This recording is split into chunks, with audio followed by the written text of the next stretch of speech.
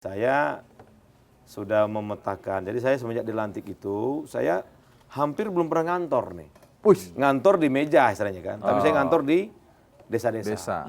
Jadi saya sudah hampir 29 titik saya kunjungi, belum 1 bulan. Dan saya bilang tadi, saya nggak pulang-pulang. Gitu.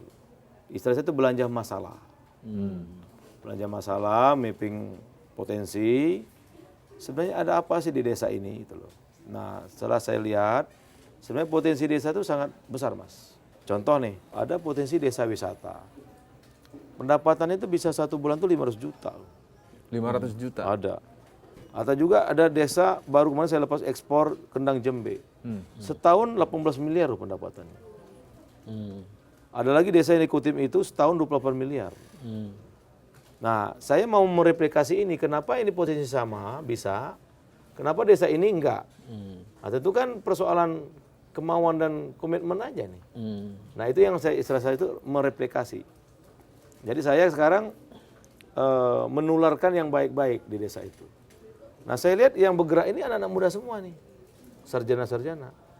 Nah, istilah saya itu sekarang, ayo tinggal di desa, pendapatan melebihi kota. Kira-gitu, Mas. Ini menarik. Itu loh, melalui badan usaha milik desa. BUMDes. Direktur, coba saya kemarin ke Sriwungu, Pringsiu tuh.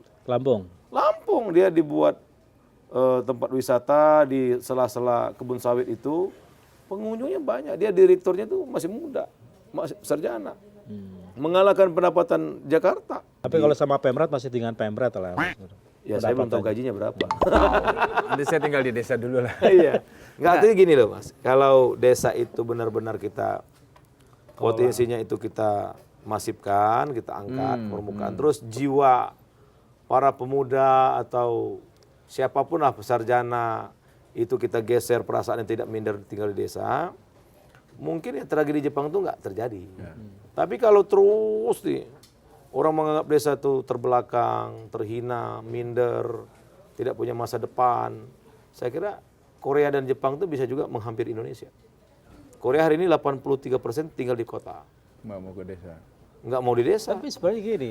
Faktornya apa sih? Faktornya Kalau- kan bukan kalau- konsep pembangunan ya. Hah? Artinya memang konsep pembangunan sejak awal yang membuat segala fasilitas itu adanya di kota. Sehingga Ya, memang jadi begitu. itu bertahun-tahun kan. Ya memang begitu, makanya asta cita Pak Prabowo itu udah benar. Asta cita Pak Prabowo poin ke-6 itu membangun dari desa, dari bawah, pemerataan ekonomi dan pengentasan kemiskinan. Iya. Jadi Pak Prabowo itu menyampaikan ke saya itu.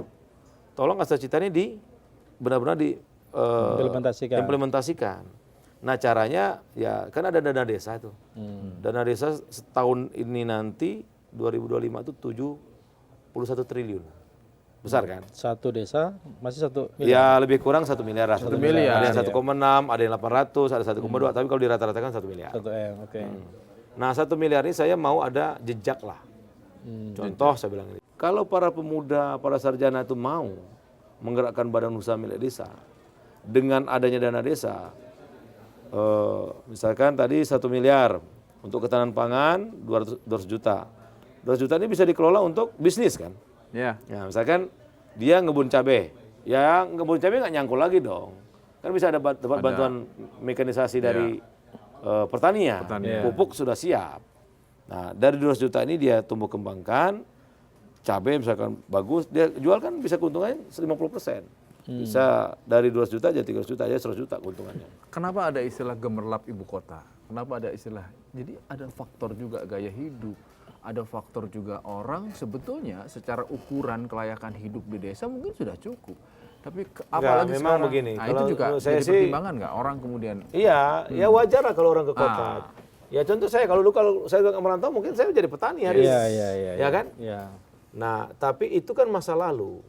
Sekarang ini afirmasi pemerintah ke desa itu kan sudah banyak. Oke, artinya tidak akan mengubah desa yang jumlahnya 75.000 atau 80.000 itu menjadi kota secara infrastruktur, tapi yang diubah adalah mindset berpikirnya kan. Betul. Nah, Kita sehingga ingin kemudian pengembangan SDM. pertaniannya maju, peternakannya maju.